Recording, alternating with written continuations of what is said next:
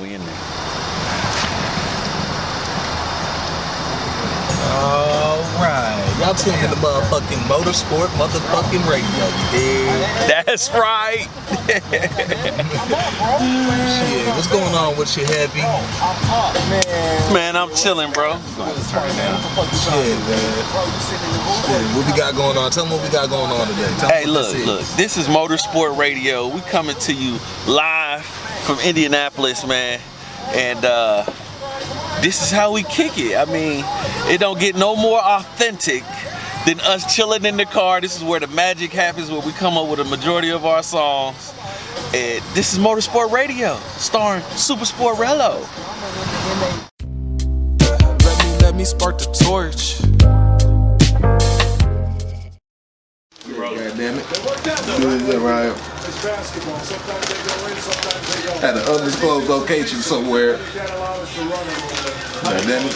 What is this shit right here? Metro Blooming. I like that. I like that, god damn it. Let's go ahead and see what we working with here. Love.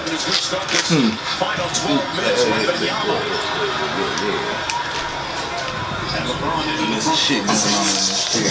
Oh, love, goddamn it. What the fuck we got going on?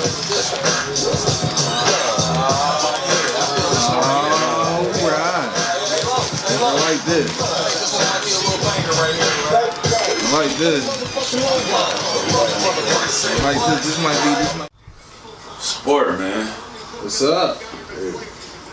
What's up with Heavy, man? Why you make music with Heavy, bro?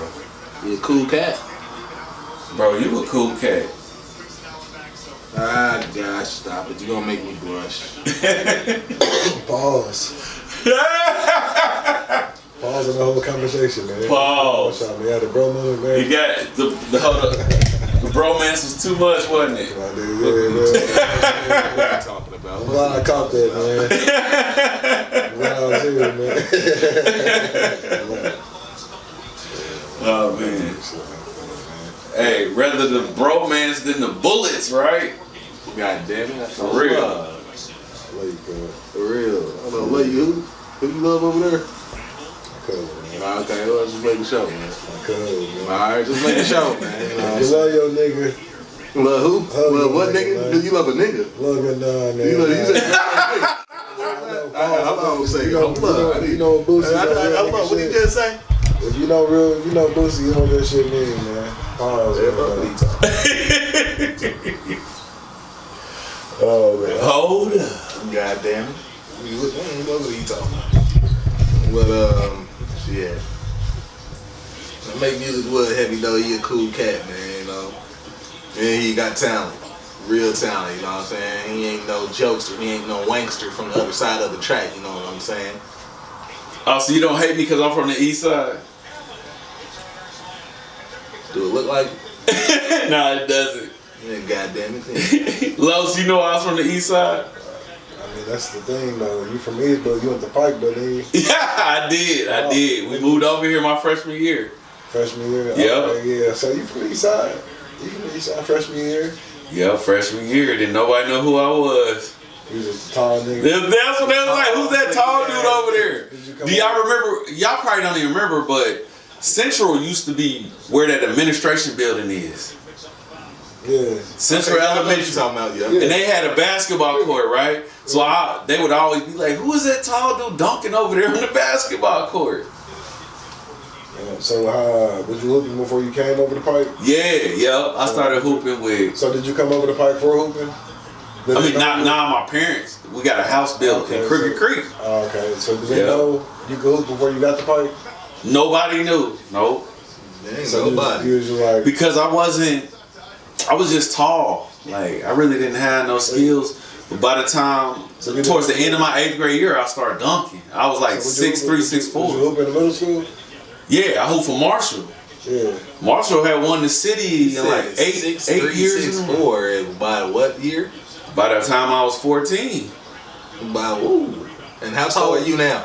6'6", about So 6'7". when you came to Pike, they didn't know you hooped at all. No, they didn't know who I. They had no clue. Yo, coaches, nobody knew you at all. No. So did you try out for the freshman year? Yeah. You got the team. Yeah, I made JV. I played JV, and then they moved me to varsity. So when you came up like that freshman year, they was like, "Damn nigga, where the fuck you come from?" Like, you know, they asked Yeah, I didn't know nobody. It was so weird. What was they saying to you? Like, I know they was Like that, like where you come from. Well, I knew it was two dudes. I played on an AAU team before I came, so a couple of players knew me. A couple of people from that, yeah. I mean, from the west side, from Pike. But the coaches didn't know you. Nah, they had no clue. So No clue. I went to Marshall on Post Road over the mid. I was like, "Hey man, dude, can hoop, or we need to, you know what I mean, put him on the squad." They said that when they saw me playing ball. So my mom works at St. Vincent. We would drive all the way from the east side so I could go to summer school. So summer school before my freshman year, I'm out there dunking, going crazy practicing. And they always was like, "Who is this dude?" And I was in band. So I would hoop. I would go to band and get out of band practice and go to Central and be dunking and shooting. So eventually, you know, they had open gym and they figured out who I was. Brandon Combs. My guy Brandon Combs went to Pike. He Brentwood was over there, you know where End Zone is? On 86? Yeah. They used to be called Brentwood. They had courts over there. And my apartment before our house was built was connected to it. So I became friends with this dude named Brandon Combs, and we would hoop at Brentwood, and then we would go to Burbuff. Burbuff had a court outside. And that's where everybody on the west side would go hoop. That wasn't with BD. Pike people would hoop over there at Burbuff. And that's how that everybody knew who I was, really. Yeah, it was cool. That's cool, that's cool. I like that. So what got you into teaching? So teaching, my ex-wife was a manager for blood plasma facilities. You know how you go donate blood for money, either a CSL or Biomat? Right. She worked for CSL Plasma. And so we moved from Indianapolis to Pittsburgh. Black and yellow. We lived in Pittsburgh for a year. And then we moved to, the company CSL Plasma moved us to Dallas. And we lived in Arlington. So I was selling life insurance, and I hated it. I sucked at it because I hate trying to convince people to buy stuff. It's the worst feeling for me. Right. And so, why is it the worst feeling for you? because I don't like trying to convince people to do something they don't want to do. I hate that feeling. I just do. I do. Okay. And so I quit that, and I was like, I saw an opening, I think on Monster.com. Instead of Indeed, you know, back in the day we used Monster. Got on Monster, I saw a job for Universal Academy in Irving, Texas, by the old Texas Stadium that had the hole in the roof. MacArthur Avenue. That's my first teaching job. I taught there from 06 to 09. And then I started doing plasma. I did plasma from 09 to 14. Got a divorce during that time. And then after the divorce, I was broke. I called my coach up, Mr. Emmett, the principal. He was my former coach. He was like, "Hey, you got a degree. Why don't you go ahead and try teaching?" So I did. I applied, got me a little temporary license. He hired me at Pike. And once I started there, I loved it. And that's where I met who other but SuperSport Radio. And how was I as a teacher? God damn it, that's the whole time. The cool ass teacher. When I tell you the coolest of the teachers, man, cooling them up, man. When I say cooler than the other side of the pillow, baby.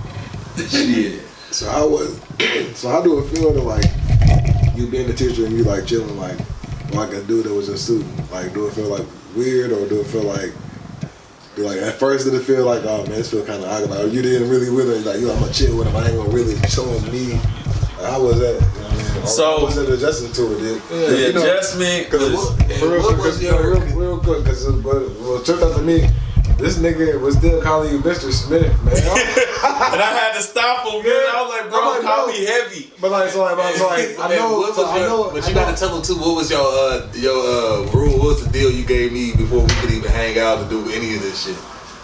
Oh, you gotta tell me. I didn't forget. What did I say? Before he said, I said you got to get out of high school first. You got to get out of high school first. Oh, you can chill, before I would even chill. You're right. Thing with you. Facts. I'm glad you said I sure did. Yep. He's got to graduate. So once he did, he's an adult. He's 18. So to answer your question, it was easy because SuperSport is the coolest, most laid back dude ever. I always knew he had my back. I knew he wouldn't put me in no situation where my job or something would be on the line. So how did you view him when he was like a student? Though, how did you view him? Like, what was your okay. As a student, when you was a student, when you was there teaching, you like, man, this nigga. Wow, that's a good question. What did you think about this nigga? Not now. But like then, at that point in time, what was your mindset? You get what I'm saying, goddamn. Yeah, no. Nobody's ever asked me that, but I viewed him and everybody else as like me. Like I was always thinking about, yo, what would I want if I was in their shoes? Like, I would hate for me to have this experience and my teacher looking at me like I'm some kind of low life dummy that can't be, taught. So I viewed them as me. I was like, yo, what would I want? And although things, are hard. So playing basketball, I realized that things are just going to be hard if you want to have success. So I really didn't care if they didn't want to read or write because that's something that's going to help them. Just like me running and doing push-ups, lifting weights is hard, but if I want to be a good basketball player, I'm going to do it. So that's how I looked at it when I was with them. I was like, oh, this is helping them. This is stretching their mind. Like they are me. I would want somebody to, put love into me. So I tried that. So I viewed them as me. I didn't see him as, some kid I don't know that I got to force to read. I never looked at him like that. Does that answer your question? What do you think? What's your response to my response? I mean, I just want to know. Like, I understand. Like, how you view them as a perception of yourself. But like, how did you view this nigga? Like, did you like? Oh, okay. My bad. Not saying okay. That, like, did you think he was gonna be shit or whatever? Like, did you look at the nigga's grades or like, man, Rello, he a cool little dude, man. He gonna be cool or like, I don't know, you know what I mean? Yeah, no, okay, I got you. Did you think like? Nah, I'm with you. Like, sorry, right now, I got a little nigga. He be like, I look at him like, nigga. He get grown up. I'm not going to hang out with you when you get older, nigga. Like, I might say it, but I really might not do it. You know what I mean? Just to be. It is true. A lot of people say it, but don't really be about it. No, I get that. So, okay. So I got it on you. Like, for me, I'll probably be like, nigga, when you get old enough, like, we cool now. Like, yeah, but nigga, I tell my little student, like, nigga, even when you get 18, nigga, I'm a grown man. I'm not going to be hanging out with you. You got to, you know what I mean? Like, how would you, like, it's just. What made you follow through with your plan and your word? Like, what are you? It's like this is like actually like your morals as well behind this, like your thoughts. So, good. Okay. So honestly, in my mind, I think one of the reasons education is so horrible is because so many people put up these boundaries where I can't do this, I can't do that. So if I can't do it, I can't build a real relationship. So at the time, I'm just viewing Rello as a student, but then, we're having conversations after class and I'm understanding where he's coming from. So I'm like, yeah, he's super cool. He needs somebody like me in his life. If I was him, I would want that same thing. Like, if he was somebody that was like a jerk, like there's no way I would hang out with him. Like, for what? Right. Like, he ain't somebody that can be reached. I'll tell you that too. I wouldn't want you to then shoot. Exactly. Like, I can tell you a and so at that time, like in school, when you was a teacher, like, would you try to push him in school? Like, would you like tell him, like, hey man, you need to do this? Or yes, all the time. Did I not? All the time. All the time. Would you like, you know what I mean, looking at his grades, like, hey brother, I looked at your grades, nigga, man. You need to go ahead, man. All right, man. Yes, I did. You trying to creep? But not too much because I also know that Rello's his own person. And it doesn't really matter what I say. It's ultimately up to Rello. Okay. They got drifting now. Oh, they got drifting on here now? Yeah, it's new. I'm sorry, y'all. We listening. No disrespect, but yeah, he was trying to creep on me. He started drifting out there. You see him? You just keep him on there. You see him? Yeah, you see him? Yeah. I thought he was trying to creep on us. I stay on point, man. You don't catch us lacking out here, man. It's hard. Oh, yeah. My niggas can hear us the whole time, man. Man, I don't care. Bro, I mean, I don't know that. They don't know what's in it. They don't know what's in it. Oh, if the mic is in the remote. But the whole time, They probably think we weird as hell. Pause. I already got the mini Uzi out, man. I got the these Uzi niggas ready. doing the podcast. I got the They talking Uzi. about everybody, shut the fuck up. Fuck that podcast. SuperSport my ass. You can drip this motherfucker, man. Drip this motherfucker, man. I got No, this you bitch turbo gotta too. I buy mean, I the didn't do shit. drifting. You gotta buy the drifting. I ain't See do that, man. I ain't do See shit. that's all new shit. Know what I'm saying? No, Man, this is gonna be He's good. not doing that. You gotta buy that. I mean, I don't know. You gotta put that on your car. So in certain cars they can do it. That's hard. Bro, this is gonna be All right, good. now let's get back to what we said. Now, Heavy, you said you were continue where you was talking about what you were talking about. So what I was saying was that As what made you like view the me, reason yourself I of stuck me. with it is because you were so genuinely nice and caring and not some jerk. You know what I mean? And he was asking me, was I like, hey, get on your work? I was like, yeah, but to a certain extent, because I know you're your own person. You got to live your own life, have your own experiences, and learn from what you do and don't do. He was never overbearing. When I tell you that, he was never Right, because it doesn't really matter what I say. He gonna do what he want anyway. Right. At the end of the day, he's looking at himself as a grown man. Right, because he's 17, 18 at that point. When you a senior in high school, you definitely look at yourself as a grown person. Yeah, you do. Or about to take that step. So you start feeling different, you start acting different. Right. Because you know you're about to be an adult, a real adult. So you know what I mean? You carry yourself a little different. I mean, shit, I ain't even gonna hold you. I wish I carried myself the way I carry myself now than high school. What the fuck? Can't say that though. You cry. I've been a whole different type of beast. Any nigga that's gonna be, how old are you, bro? I'm 26 now. Any nigga that's 26, any nigga that's 25 or above gonna say the same thing about himself in high school. Which is good. You can't go back. You can't go back and change what happened in high No, school. you can't. Or you can't think how you thought. You know what I mean? Your mind is different. It's a different mindset. Yo, you ain't been through shit like that. You know what I mean? Your mind is still just Right, you don't know. You don't know. Yeah. Your nose wide open. You ain't been through a damn thing. That's when it starts. That's when you first go through the first shit. Right there in high school, senior year and shit like that. That's when you start experiencing your first times. You start breaking all them versions. Pause. I throw that in. I ain't wanna. Whoa. Yeah. So basically, what got you into music, Heavy? So, And what got you into music? What got you into wanting to do music with me? Okay. What got you to still do music to this day? okay, good And question. what is your plans? This is the fourth question. What is your plans with music? Stay with me. What Okay, is I'm your with you. plans with music? And the fifth, what is the end all be all with this? Alright, so what got me into music originally, my dad is a DJ, my stepdad, he's a DJ, so I always loved music, but I never thought about doing music. I sang in the choir, and then Mint Condition, Pretty Brown Eyes was like the first song I sang to a girl, and she like laughed at me, like she laughed like shit. It just hurt my soul. Real quick though, how old was you when you did that? I was 6th grade. 6th grade. Same grade that I teach now. And how tall were you then? I was 6 foot in 6th grade. So you sung to her? I sang to her on the phone. So Sean Thomas. could you sing though? Yeah, it sounded good. Like No, for real. Just do the Pretty Brown Eyes real quick. That's all right. you say that again. Just do the Pretty Brown Eyes. Yeah, just do it. Pretty brown eyes. Okay, You know I seen them. Okay.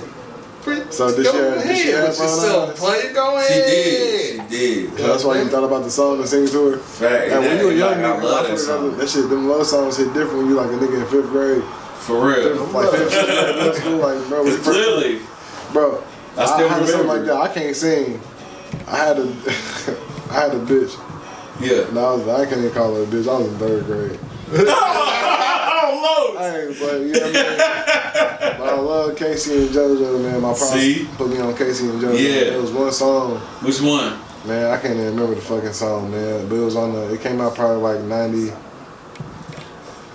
I was in 3rd grade, so.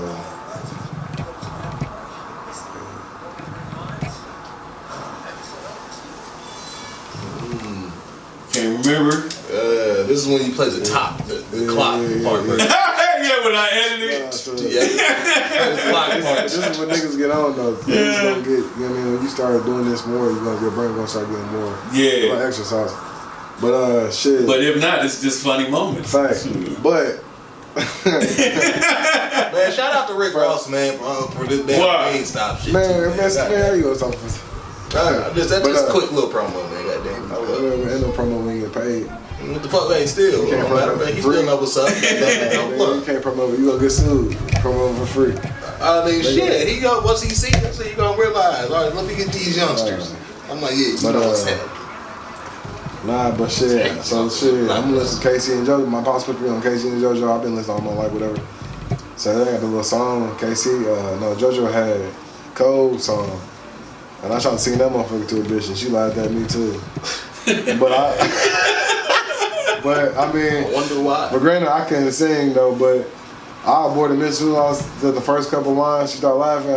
I straight aborted mission. I stopped singing. Aborted mission. I said, "Oh yeah, that ain't gonna work. That ain't it. That ain't it right there." Yeah, so they ain't yeah. See, that's what y'all got. Y'all failed. Y'all failed to learn. Yeah. What the rule number 1 is? What's rule number 1? Never sing to a bitch. All right. Goddamn it, you understand? I was Man, we did. But that's the thing. That's another thing too.